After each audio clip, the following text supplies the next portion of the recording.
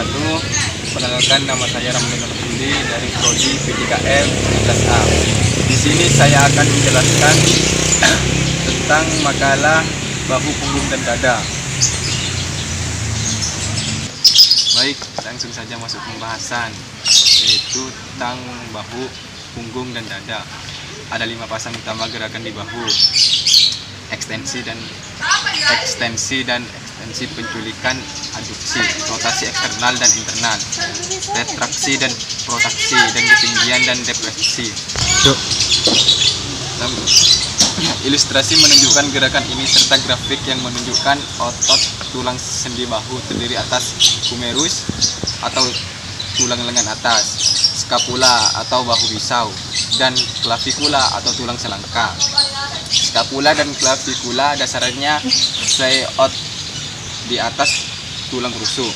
Karena itu fungsi utama dari banyak otot punggung atas dan dada adalah untuk melampirkan skapula atau punggung atas dan klavikula atau di dada atas ke tulang rusuk dan tulang belakang. Ini menyediakan plafon yang stabil untuk gerakan lengan dan bahu. Dari 5 pasang gerakan tersebut, ini pencabutan dan penonjolan dan evaluasi dan depresi biasanya diklasifikasikan terbukti sebagai tindakan stabilisasi. Mayoritas otot terlibat dalam gerakan dan stabilisasi tulang bahu berada di posterior. Keluhan umum yang terkait dengan otot-otot bahu dan punggung atas dan dada adalah otot tegang dan kejang otot di leher atau trapesius tengah dan atas, otot bahu atau trapesius deltoid atau supratinatus, dan punggung atas atau rhomboid dan levator scapula. Menariknya, rasa sesak dan yang dirasakan pada otot-otot ini biasanya merupakan akibat dari awal yang ketat, otot antagonis mereka. Dengan kata lain, otot-otot tegang di dada bagian atas disebabkan kekencangan terasa di punggung atas.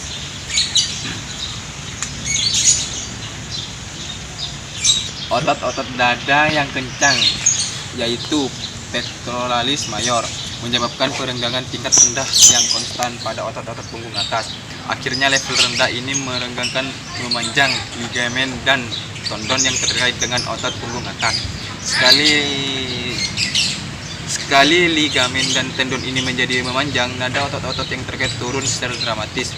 Untuk mendapatkan kembali nada yang hilang, otot harus meningkatkan kekuatan kontraksi. Peningkatan kekuatan pada gilirannya menyebabkan lebih banyak bentangan ligamen dan tendon, dan meningkatnya kontraksi otot harus mengimbangi itu. Oleh karena itu, siklus setan dimulai. Itu cara terbaik untuk mencegah dan menghentikan siklus ini adalah dengan merenggangkan otot bahu. Perenggangan flexor bahu ada beberapa teknik, yaitu teknik berdiri tegak sambil menghadap pintu atau sudut. Letakkan kaki selebar bahu dengan satu kaki sedikit di depan yang lain dengan tangan lurus. Angkat lengan setinggi bahu dan letakkan tangan di atas dinding dan di bingkai pintu dengan ibu jari di atas. Tundukkan seluruh tubuh ke depan, otot memegang otot paling teranjang. Yang kedua, komentar. Untuk mendapatkan manfaat maksimal selama perenggangan, pertahankan siku terkunci dan tulang belakang lurus. Semakin besar permainan dapat ramping, semakin baik perenggangan untuk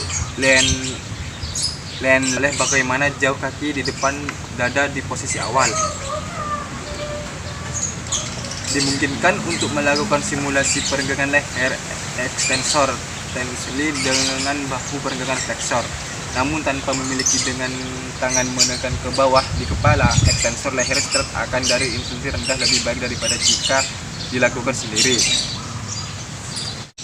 Baik, tanpa salam, saya Arif Kamanasin ingin menunjukkan dari penyaji pertama, yaitu ekstensor bahu, aduktor, dan peregangan retraktor. Teknik yang terdiri dari berdiri tegak di dalam pintu, caranya sambil menghadap pintu dengan kusen pintu masuk sejajar dengan bahu kanan. Tempatkan kaki selebar bahu terpisah dengan jari kaki poin lurus ke depan, bawa tangan kiri melintasi tubuh ke arah kanan bahu.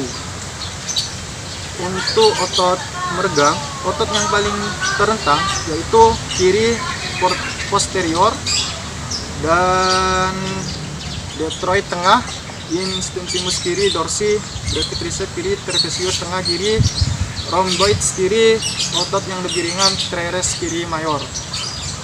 Dan di sini terdapat juga komentar, yaitu untuk mendapatkan manfaat maksimal dari peregangan ini, Anda harus menjaga siku terkunci seiring waktu ketika otot menjadi lebih fleksibel.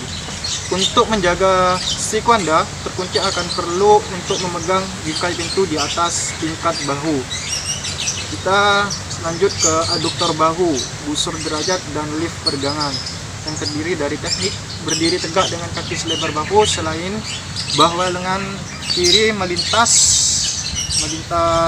ke bagian depan tubuh dengan tangan kiri dekat pinggul kanan, dengan tangan kiri siku, dengan tangan kanan coba tarik siku kiri bawah dari sekitar sisi kanan tubuh. Otot yang meregang itu ada dua, otot yang paling terentang itu deltoid posterior kiri, latissimus dorsi kiri, tricep kiri brachial, trapezius tengah bawah kiri. Otot yang lebih ringan ada teres kiri mayor, teres kiri minor atau teres kiri minor, supraspisi kiri, scapula levator kiri, dan rhomboids kiri. Di sini juga ada komentar, untuk memaksimalkan peregangan jangan mengangkat bahu atau menekuk di pinggang. Jika tidak memungkinkan untuk membawa tangan ke arah pinggul, cobalah untuk sedekat mungkin selama lengan berada di bawah bahu, peregangan akan efektif untuk yang disebutkan otot. Dan selanjutnya variasi aduktor bahu tengah berjalan peregangan busur derajat, membawa lengan di atas bahu, mengubah penekanan dari peregangan ke lift dan busur derajat. Terdiri dari beberapa teknik, berdiri tegak dengan kaki selebar bahu, angkat tangan kiri tinggi dan di atas kepala, dan bawa lengan kiri menghadap atas sisi kiri kepala. Ada otot meregang sama seperti otot yang paling terentang itu deltoid posterior kiri, latissimus dorsi kiri, tricep kiri brachial, trapezius kiri bawah, serratus kiri anterior. Otot yang lebih ringan ada teres kiri mayor, teres kiri minor, serratus kiri, rhomboids kiri, trapezius kiri minor. Peregangan fleksor bahu satu lengan, itu ada beberapa teknik juga, berdiri atau duduk di kursi tanpa punggung, tegak dengan lengan kiri di belakang dan siku membungkuk sekitar 90 derajat. Letakkan kaki selebar bahu dengan jari-jari kaki mengarah ke depan. Ada otot meregang. Di sini otot yang meregang adalah kiri gluteus mayor, deltoid interior kiri, dan juga ada kiri spinatus natus, serratus kiri interior, corabrachius kiri. Di sini ada komentar juga, jika Anda tidak dapat mencapai siku, pegang pergelangan tangan. Saat menarik pergelangan tangan itu mudah untuk menarik lengan ke belakang. Dan di sini juga ada aduktor bahu.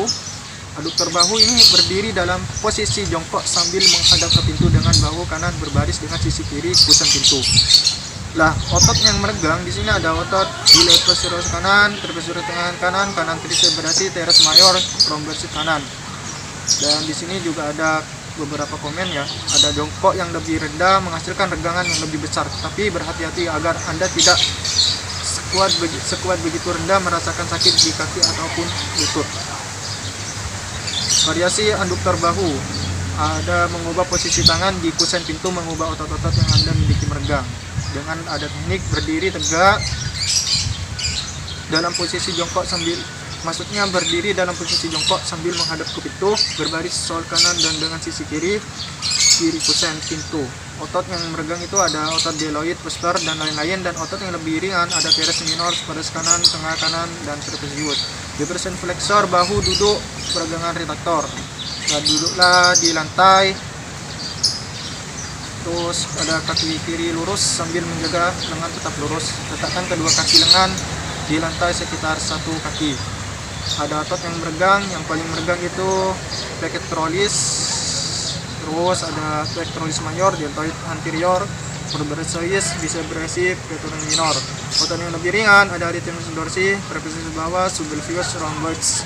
Komentarnya itu adalah untuk memaksimalkan peregangan, jaga agar lengan tetap lurus. Jika sulit untuk menahan diri, tekuk lengan, letakkan lengan lebih dekat ke pinggul. Di sini ada gerakan otot bahu, punggung, dan dada. Peregangan dalam bab ini adalah peregangan keseluruhan yang sangat baik. Namun tidak semua peregangan ini mungkin sepenuhnya cocok dengan kebutuhan setiap orang. Jika Anda ingin meregangkan 100 anterior rendah, bisa melakukan gerakan yang melibatkan depresi bahu, traksi bahu, dan aduksi bahu. Ketika otot memiliki tingkat kekuatan yang tinggi, Anda harus menggunakan sangat sedikit gerakan berlawanan simulaton, atau misalnya untuk meregangkan pectoralis utama yang sangat ketat. Dan terakhir adalah kesimpulan dari materi yang ada di atas tersebut adalah, dari data di atas kita dapat mengambil pengetahuan bahwasanya pemanasan bahu, punggung, dan dada sangat berguna sekali bagi kehidupan kita semua. Karena jika pemanasan tersebut dilakukan dengan teknik dan urutan yang sesuai dengan data di atas atau dengan pedoman yang sudah ada di dalam jurnal ataupun buku-buku, maka tubuh kita akan menjadi sangat segar, bugar, terutama pada bahu, punggung, dan dada. Sekian, terima kasih dari kelompok kami. Semoga makalah yang kami sampaikan ini dapat bermanfaat bagi siapapun, dan mohon maaf apabila ada kesalahan baik dari segi bahasanya maupun tutur katanya. Kami mohon maaf sebesar-besarnya. Akhir kalam, assalamualaikum warahmatullahi wabarakatuh.